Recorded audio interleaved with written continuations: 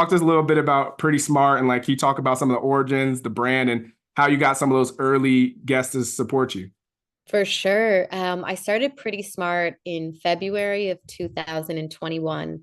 It was born out of COVID because my mentor was Larry King. Yeah. And when I would have breakfast with him sometimes, he'd always be like, "You need your own show." And I was like, they're not really like handing out shows like they used to, Larry. It's just like a different ball game now. And he would always say it to me. And so when COVID started, all of my jobs that I had were stalled. I was working at IMDb, I was working at NBC4 in LA, and everything kind of halted. And I had time on my hands. And speaking of quotes, Shakespeare has this quote that idle hands are the devil's playthings.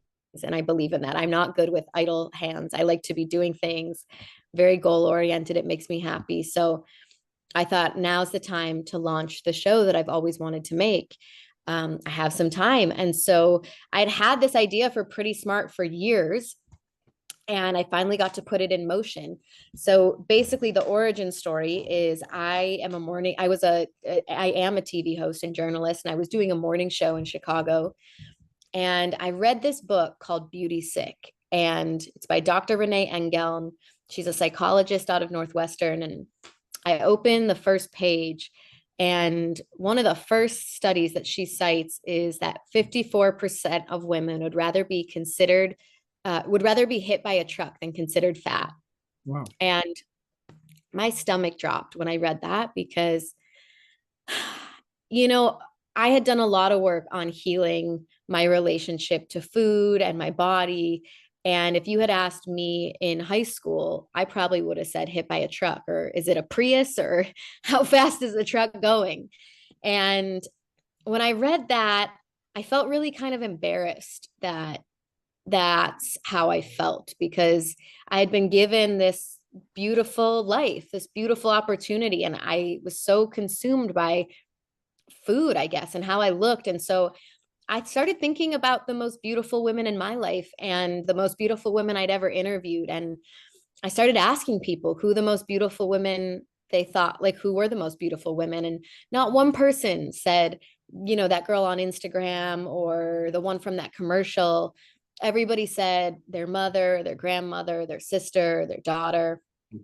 And I thought, you know what that is? It's because the most beautiful women are bumped and bruised and scarred, and they're so imperfect. They're perfectly imperfect. And so I thought I want to interview people who put a new spin on pretty bold, pretty witty, pretty strong, pretty smart. And I had gotten to interview so many people in Hollywood from my previous career as an entertainment reporter. And a lot of these women are really brilliant. They just weren't really given an opportunity to answer interesting questions. They were being asked, "What are you wearing?" and like nonsense. And so I thought, okay, let me interview women who put a new spin on pretty and see where I can take this and have it be intergenerational and diverse and smart and cerebral, and really get to the root of women's stories and what millennial women care about. Because there were podcasts that I listened to that I thought were really awesome and cerebral and fun and entertaining, but they were hosted by like 50-year-old women. And because of the age difference, I'm 33, I launched it when I was 30, I think, that they weren't really asking some of the questions I was curious about. And so I wanted to launch a cerebral, fun podcast for people my age, women my age. And ultimately, that turned into more of a larger brand. So I have a question everything card game, which is 52 cards for deeper conversation. And really, I started doing some research on entrepreneurship. You probably know much more about this than I do, but some of the best companies that I've read about aren't really what they seem. So, for instance, the company Bays by Shay Mitchell, they're a suitcase company, but she says, no, actually, we're a movement company. We make products for people on the go. And I started thinking about my business differently. And I thought, I am a connection company. I'm a company about connection. And what's at the root of that? It's questions. And that's what I do. I ask questions for a living. So I'm starting to build out new products under that brand. I'm going to have new card games, new question decks, like expansion packs, and hold some live events to foster real connection, because I think we live in a very high communication, low connection type of world. And yeah, that's the gist of it.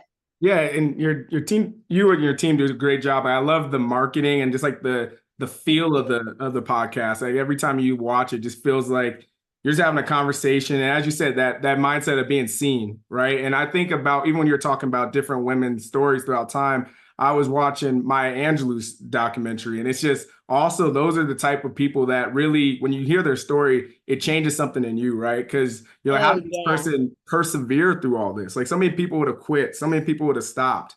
So yeah, I really enjoyed that. If you enjoyed that clip, make sure you head over to www.bookupapp.com to download our app so you can connect with your favorite bookish content creators, start conversations, and start your own book club.